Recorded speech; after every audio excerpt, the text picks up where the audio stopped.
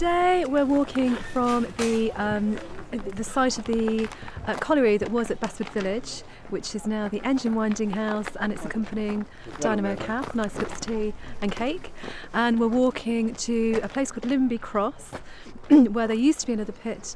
And en route we're walking through Moorpond Lakes, which is a nature reserve.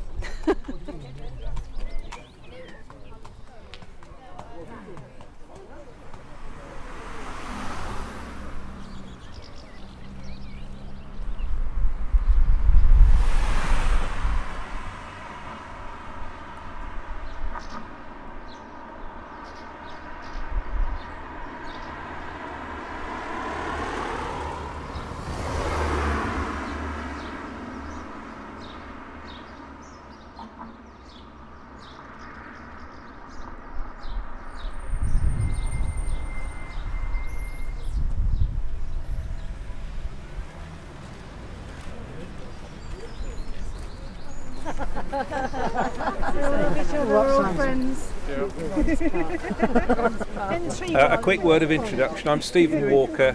I'm the chairman of the Friends of Moorpond Wood, and we're going into Moorpond Wood later on in the walk today.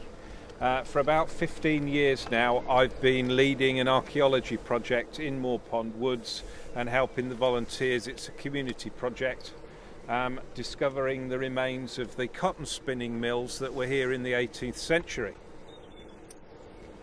This is a map of this very spot as it was drawn in 1609 by Richard Banks.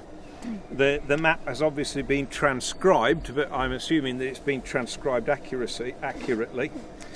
You are actually stood here.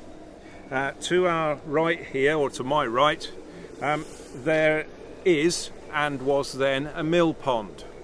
And just a little further down, but unfortunately time doesn't allow us to get there, there was a mill. It was called the Forge, and it was a medieval iron forge.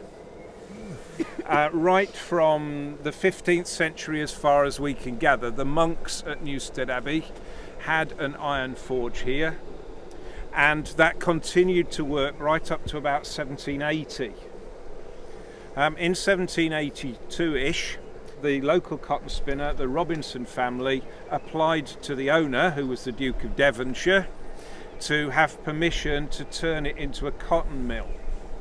So what had been a forge in medieval times was built over, but the mill pond continued to be the mill pond for the cotton mill.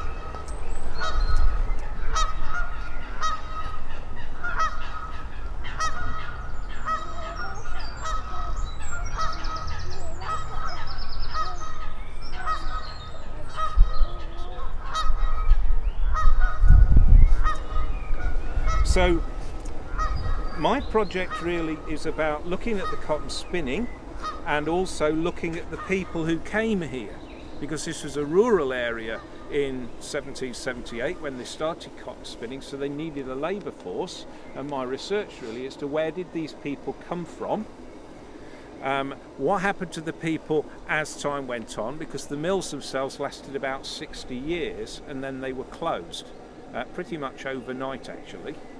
So what happened to all those people in 1830? Here's a question that I'm asking myself. So basically what I'm conducting, part of it is a kind of family history study for 550 people who aren't my family. Those are the people that I've found mention of, whose children were baptised in the churches and their parents were said to be cotton spinners. They're the people who were brought from the workhouses in London to work in Papelwick. They're the people who, for various reasons, have got cotton spinner next to their name in a register somewhere. I've identified 550 people, and then what I'm doing is trying to track them through the censuses in 1841 and 51 by looking at their family links to find out what happened to this community of people. And we could perhaps come back to that later.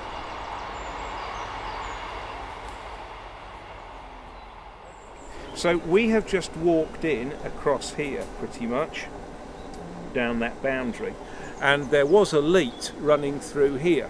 Now the Robinsons had two particular problems. One was a natural one and one was a very unnatural one. The natural one was the River Leen, as you could see, is not very big, and it wasn't any bigger then than it is now.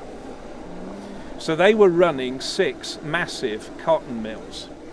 So over about a 4 or 5 mile patch of river, the water passed from mill to mill. And one of the ways they did that was that at the other end of our walk, we're going to go through Papawick Dam, which was a reservoir, and Moorpond was a reservoir. And the water from those reservoirs was kept separate from the river and passed down the valley parallel to the river.